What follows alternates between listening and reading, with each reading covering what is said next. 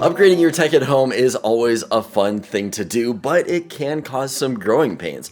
I just picked up this massive new Wi-Fi system here from Netgear, and I want to integrate it into my house, but I've got 60 different devices connected to my old network. Can I just rename this new system with my old name so that way it's using the same name and the same password and everything should just port over, right?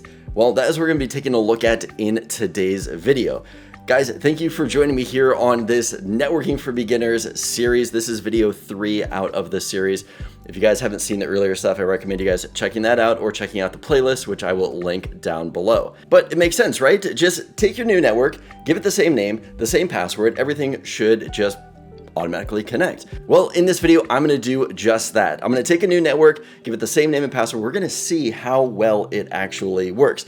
I'm also going to go over some reasons on why you actually might not want to do this. Now, before we get started, if you guys can give this video a thumbs up, I would greatly appreciate that. It helps with the YouTube algorithm and spreads it out to more people. So by you clicking on that thumbs up button, it will truly help out this video. So thank you guys in advance for that. And with that said, let's go ahead and get started. Now, years ago, we didn't have a lot of devices connecting to our Wi-Fi. You know, maybe a laptop, a cell phone, a few other things around the house. So when we bought a new Wi-Fi home system, you just had to update the credentials on those and you were off and running. But nowadays, there are so many devices in the house. We have got smart TVs, smart fridges, washers and dryers, security systems, cameras, all of our smart home gear. Now, I know my house is flooded with the stuff, so it just makes sense when you're going to be upgrading to a new Wi-Fi system to just use the same Wi-Fi name and password to get everything converted over to the new system. Now, in theory, this should work just fine. Use the exact same name, use the exact same password, and use the same encryption protocol that you used on the previous device. All of this should easily port over. But is it as easy in reality as it is on paper? That's what we're going to be taking a look at. In fact, let's actually do that right now. I'm going to bring up my phone here and I'm going to load up the Google app. So if we take a look at my Google app here, this is the old network that I've been using for years. I've had Nest Wi-Fi. So I'm going to go ahead and tap on the Wi-Fi right here. I've got 2 access points. If we look just off to the side right there in green, it says I have 34 devices still connected to that old network. Now what I want to do is we're going to take my other Wi-Fi system. We are going to set it up using the same Wi-Fi name and password. And we're also going to turn this Nest Wi-Fi off and see if we can get all 34 devices converted over to the new system. So let's go ahead and test that out right now. Okay, so I know in the beginning of this video, I talked about replacing it with this giant monstrosity right here from Netgear, but I decided because of what we used in the previous videos in this series, I'm gonna go ahead and just use the TP-Link Deco X20. So I have renamed the Wi-Fi name and password that was with the Nest Wi-Fi right here. So I'm gonna go ahead, we're gonna get this guy unplugged. All right, so that one is now unplugged. So now this one is up with the same network name and password. So everything should start porting over to this one, but let's go ahead and check the app and see what it looks like. All right, so here we go. First look, I have the app loaded up right now. We can see main bedroom that we have hooked up. We have no devices connected to it as of right now. It's got the same username, it's got the same password. I'm gonna give this some time for all of my devices to kind of ping to it and try to connect to it. And I'm hoping we can get all 34 devices on this new network without me having to put in any username or password. But time will tell. I'll see you guys in a bit. Actually, look at that. Before we even sign off, look right here. It just did an update and we've already got 23 clients already online. 23 of my devices have already jumped over to the new Wi-Fi system here. It makes it so many. Okay, there we go. 24, 26. Oh, number is still going up. But while we wait for all 34 devices to connect, let's talk about a few other things and reasons why you might not want to do this. Now, reusing the same network name and password is by far the easiest way to convert over to a new system. But there are some things that you're going to want to consider before you actually make that change.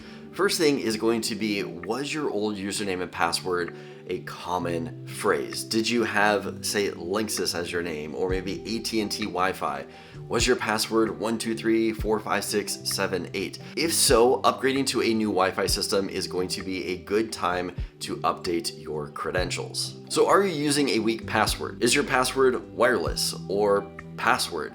If anything is under 12 characters, it's typically considered a weak password. And something that I would recommend you doing is actually not using a password at all, but instead using a passphrase. This is going to be a full sentence as a password because your password can be up to 63 characters long. So stop using 1, 2, 3, 4, 5, 6, 7, 8, and maybe use the phrase, "You can't handle the truth," all with spaces, and even add some punctuation into that. Now, another thing to keep in mind when you're upgrading to a new Wi-Fi system is the encryption. Years ago, we used WEP encryption, and then it went to WPA encryption, and we got WPA2, and now we are on to WPA3. So if your new system supports the newest encryption, which is WPA3, I would recommend using that. Most likely your old system is still going to be using WPA2 or something older. And if you have conflicting encryption between the old device and the new device, a lot of your devices might not connect to your new system. So now might be a good time to future-proof your new system. Get a new network name, upgrade your password to something really strong, and upgrade your encryption. Now, guest Wi-Fi might be a feature on your new Wi-Fi setup that you didn't have on your old one, or maybe you didn't utilize it on your old one. I know that I didn't when I used my Nest Wi-Fi. I didn't turn on the guest network that it provided. I just gave people passwords as they would come over, and in turn got a lot of devices connected to my Wi-Fi, primarily because every year I host a fantasy football league, and I would have 10 plus people come over with their own laptops, their own phones. They'd want to connect to my Wi-Fi, and I would just hand out the password. But if I take a look at my network, let's go ahead and load that up right now. Here is the old Nest Wi-Fi that I have, and I've got a bunch of different devices on here, things that have actual names, things like here that says none, Amazon. Let's see what else we have here. There were some other ones that I'm looking at. So here, unnamed device. Look at all these unnamed devices. And let me scroll down even further. So now I'm looking at devices that are offline. So these are devices that had connected in the past, are not connected anymore. And scroll down, look at this. Look at all of these unnamed devices that potentially still have access to my network if they're going back. Look at all these. There are so many of these. Keep scrolling down. I mean, that is just incredible on all these devices on here. This is now a great time for you to turn on guest Wi-Fi on your new system and purge all of these devices that have been connecting to your network over the years that maybe you don't want to have access anymore. So this is also a good reason to maybe get a new Wi-Fi name and password. Another thing that I like to do with a new fresh network is as I am connecting devices to that network, I go in and I properly name everything. Every time something connects, I'll get a notification saying, hey, this device connected to your Wi-Fi. You can go in there and you can customize the name of what you want that to be. So you can give it an exact name of what that thing is instead of what we saw there. It said none Amazon. I don't know what that is, but if I would have renamed it right when it connected, I could specifically know what that device is. This is just another reason why it might be worth setting up a brand new network name instead of keeping your old username and password. Okay, so now it's time to check in on our new router. Did it pick up all 34 of the devices that we wanted to? I'm gonna go ahead and load up the app here. We see we've got online, we've got 26 of our devices that have connected. I'm gonna go ahead and click on that. We can see the naming for all of this right here. And if I scroll down, let's see, we've got 4 here that it shows offline. It's kind of weird, I've been monitoring it and some things will pop offline, but then come back on. So we've got 4 clients offline. Looks like now up at the top, we've got 29 clients that are connecting. All right, so 29 connecting, we've got 4 offline. That is 33 out of the 34 items. So all but one, which now begs the question, which one didn't connect? I always hate when that happens because I'm gonna find out when I need it the most that this one didn't connect. But there you have it. We have talked through the different scenarios for updating your password or not. If anything that we have talked about doesn't apply to you, then by all means, use your old username and password for your new Wi-Fi setup. If any of it does, I would highly recommend just biting the bullet and suffering through transferring everything over individually. Set up a stronger password, set up better encryption.